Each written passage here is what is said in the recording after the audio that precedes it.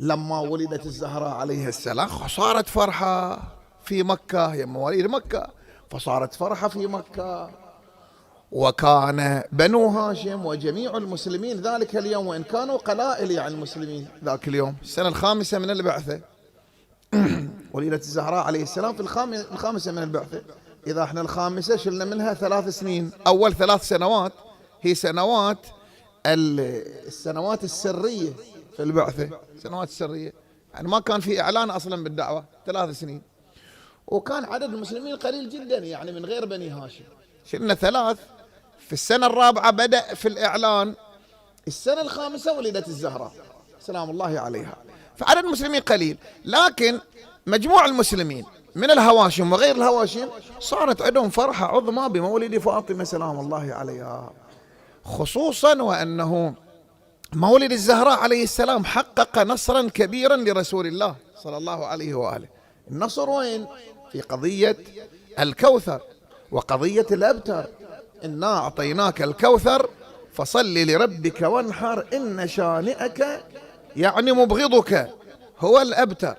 فهي نصر كبير لرسول الله صلى الله عليه وآله، فصارت فرحة كبيرة. أولا فرحة بأنها أول مولود لرسول الله صلى الله عليه وآله يبقى، يعني بعد ما مات القاسم ومات عبد الله، يقولون بعد أبطأ الوحي شوي على رسول الله صلى الله عليه وسلم، عفوا أبطأ الولد، يقول يوم مات عبد الله ومات القاسم أبطأ الولد على خديجة، تأخرت بعد شوية.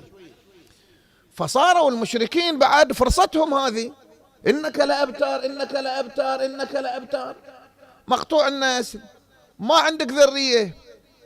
فلما جاء مولد فاطمة الزهراء عليه السلام، مولد الزهراء يعني جاء وفق عناية إلهية، أنه الزهراء حملت بها خديجة عليه السلام بطريق سري، طريق السر، لأن الزهراء لما كانت حملا في بطن خديجة عليه السلام لم تظهر على خديجة آثار الحمل، فما حد يدري ما حد يدري. والأسرار عظيمة، يعني لما أن عرج برسول الله إلى السماء صلى الله عليه وآله وأكل من التفاحة من شجرة طوبى ونزل فوقع خديجة فانعقدت نطفة الزهراء في رحم خديجة من ثمر الجنة، وتاليها النبي صلى الله عليه وآله انعزل عن خديجة 40 يوما، هاي كلها بين رسول الله وبين خديجة. وبعض الخواص يعني أمير المؤمنين كان على علم حسب الروايات، يعني ما تنص عليها الروايات، فذا كلها أسرار، يعني أسرار كانت في حمل خديجة بالزهراء إلى أن ولدت بها. فهم لما يقول لك أبطأ الوحي، هو ما تأخرت، يعني بعد موت القاسم عبد الله ترى ما تأخرت خديجة، يعني حدها سنة وشوي وأنجبت الزهراء عليه السلام. فليش يقول لك أبطأ الوحي أو عفوا أبطأ الولد على خديجة؟ لأنهم بعد موت عبد الله والقاسم ما شافوا آثار الحمل على خديجة. إذا هي ما شافوا عليها آثار الحمل فهي 9 أشهر، يعني لو تخيل يعني قبل لا تنولد الزهراء ب9 أشهر هم شافوا آثار الحمل على خديجة، ما بيقولون أبطأ الحمل أو أبطأ الولد على رسول الله صلى الله عليه وآله.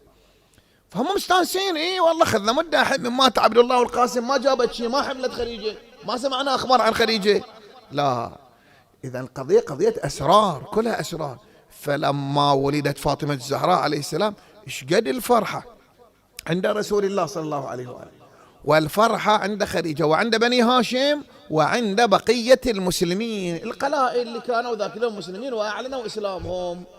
وش قد الكثيرة عند المشركين. سوى مولد الزهراء بالمشركين؟ كسر ظهرهم، يعني هم ماسكين هالقضية هذه، إنك لا أبتر، يعني إيش بتسوي؟ إيش قد بتعيش أنت؟ 100 سنة خيرتك بتموت ولن يرثك أحد، بس ما في نبوة، انتهت خلاص، انتهت انت، إذا ما تجيب ولد انتهت النبوة.